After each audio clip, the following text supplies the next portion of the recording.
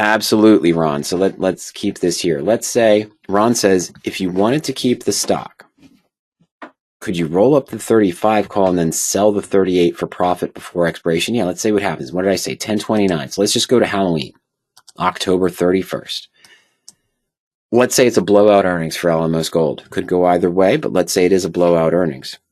I've sold the 35 call, bought the 38 call, but they're November 21st, remember, because this doesn't offer weeklies. Let's give us some gold on Alamos Gold. Let's say it's at $39. On 10/29, it shoots up to 40.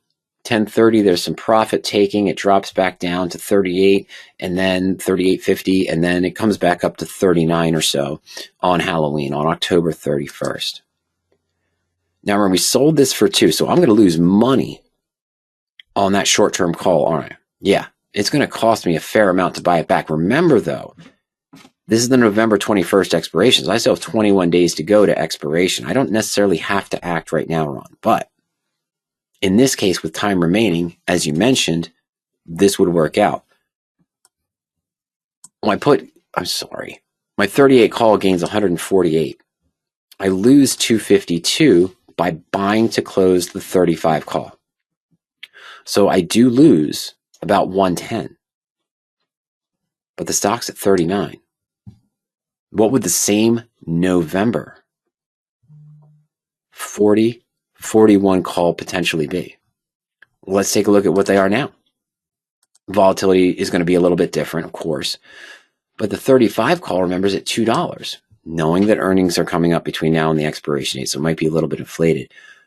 So what I'm saying is, with the stock at $34.52, the at the money one with earnings coming up is at $2. Now we're going to see some implied volatility crush here. Now our stock's trading at 39. Yeah, the 39 call would definitely be $1.10, Ron, in this case, even after the earnings, I believe, with only 21 days to go to expiration, and still what we have now, the 35, 40 days to go to expiration. The 40 call would probably be close to 80, 90 cents to make up for that. Or I could roll to December, which is a little bit safer because, more time premium. If I didn't have the 6 in place, Ron, what would happen? I took in, as we saw, I would have taken in just the option premium, capped the upside of the $2, had a 6% bulletproof status. Now the stock's up at 39, 2 days after the earnings, and it was going to cost me what? That $4.58. Was it $4.58? Yeah, $4.58 to buy it back. $4.52, apologies. It's going to cost me $4.52, Ron, to buy that back. So what did I do? I just added $2.52 into the cost basis, trying to roll now, to roll for credit. Where am I? I'm going to be out in March, be out in April, be out in May. The long call of the income method number 6 in this scenario will actually help me as a hedge if I have to roll this position. I can also do the alternative. This is discussed in some of the Mastery Series videos. We talked about the blueprint. I'll talk about this more in a moment. But then there's also the Home Study Kit. The Home Study Kit contains the blueprint, but also the 6 Mastery Series videos. One of the 6 Mastery Series videos, of course, is the Money Nets, discussions on income method number 5 and income method number 6. In addition to that, there's discussions of how you would manage income method number 6, the bear call spread, and income method number 5, the ratio call spread, which done in the context of the married put and owning the stock means you have nothing naked. You have no risk to the upside. Very powerful to use in the right scenarios. I haven't used one of those in a while, and Planet Fitness gave me a great opportunity to do that. I had some opportunities there to do that. But again, talking about the products here at radioactivetrading.com, the blueprint itself, full course. But the Home Study Kit is that, plus the 6 Mastery Series videos, Foundations of Radioactive Trading, 3 Core Principles, and more, Income Methods Beginnings, further insight in a webinar format of using income method number 1 and 2, details on 3 and 4, the first 2 income methods of managing the put, your second working asset, the Money Nets, uses of 5 and 6, management of those, what you would look to do. And of course, advanced income methods 7, 8, and 9.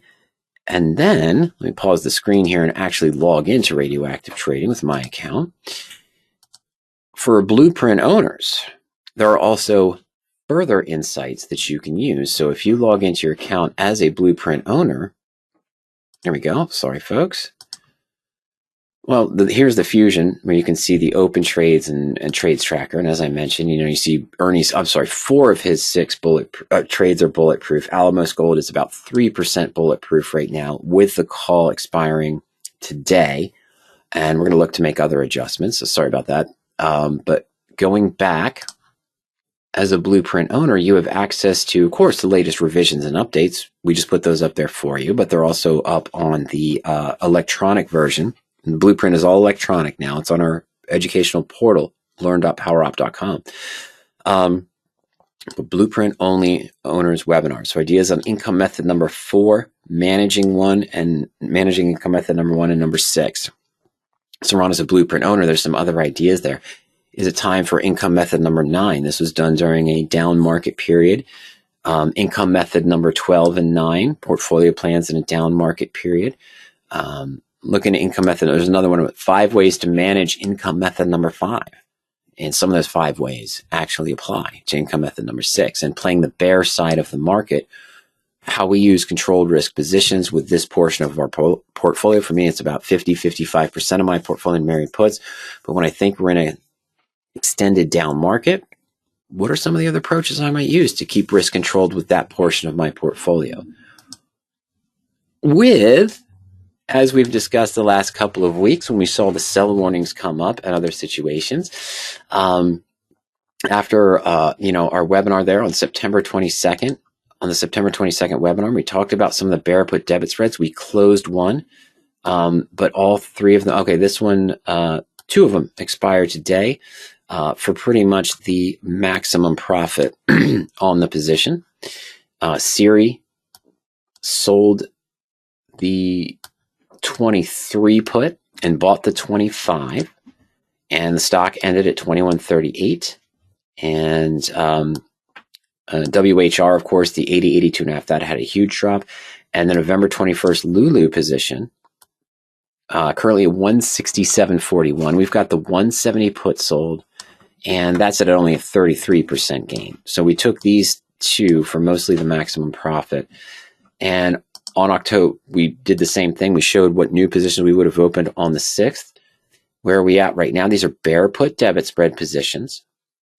50% gain on these 2 positions, the 1st and 3rd. I'm sorry, that's AEO and ENPH. CPBs. Ooh, yeah.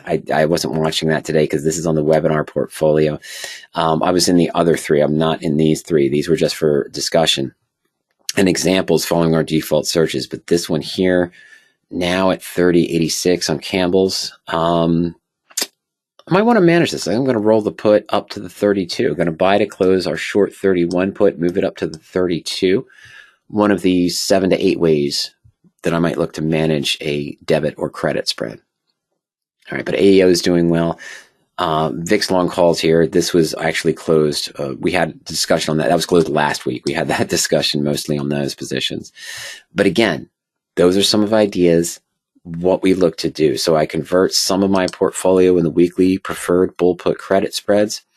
I look to go to the bear put debit spreads. And we use this typically as the default, but this is my saved search. The search that we had commented on the past 2 weeks there on the ATM debit spreads is under sample searches, out in time, bear put debit spreads. So it's looking at more of 1-to-1 ratio, 60 to 150 days out in time. And the idea there is, if you think, and the same 3 come up almost. So WHR is still in there, but CNC now and GME is in there. Oh, there's a lot of Moderna, CRK. That's an interesting one. Comsark Resources. But Moderna's in there, GameStop, Centene, that's CNC. Okay. But what we're looking at here is, again, the concepts of what we just kind of showed in the portfolio.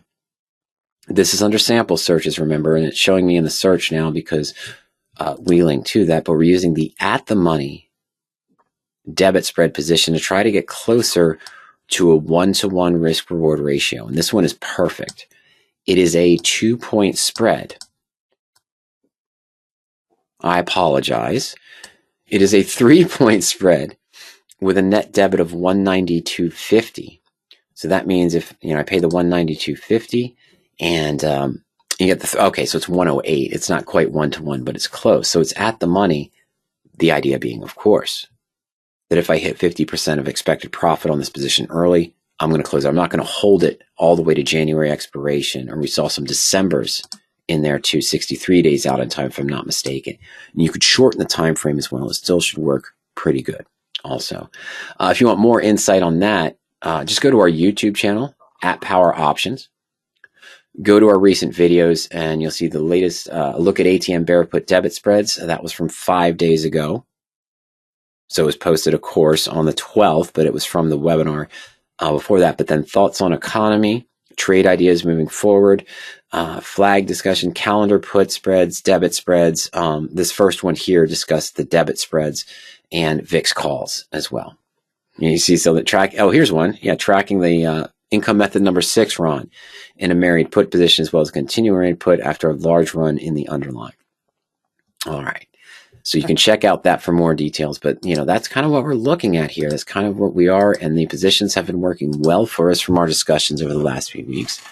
Follow up from Ron says, I'll probably close my NVDA Collar Monday. It's at 86% of maximum profit, and the sold call doesn't expire until 10/31.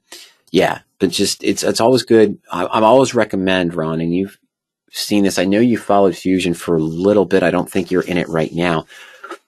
Commonly, although I talk about the weekly bull puts, I usually open those on Monday following the Friday expiration. When those expire worthless after I've had to manage one or two or adjust one or two or close them early. As you mentioned, that 80% target is what I use for my bull puts. 85% is what Ernie uses, as you mentioned, on his sold calls, whether they be covered calls directly or the income method number 1. And usually in the portfolio, if I'm not mistaken, that's a default criteria that's set. I'm sorry, let me go to radioactive trading again. But you'll see the alert trigger here in your view, even if you hadn't set it. If your call, okay, this one is not. All right, I apologize. For the married puts, it doesn't. But for a covered call, it would. You would see the red highlight here in the alerts letting you know that, hey, there's a trigger. You might want to look at that position actions and position analysis to evaluate rollout opportunities. On a covered call, cash secured, naked put on the credit spread, I think that automatically triggers when you've hit 80% of your expected maximum profit. Simple 80-20 rule, usually commonly followed. And I agree with you, Ron, that's a great approach for you for NVIDIA. With the October 31st position, having 80% of the expected profit to close it out. But again, where I was going with that is usually on the married puts, I usually wait till Tuesday, possibly Wednesday to make any adjustments.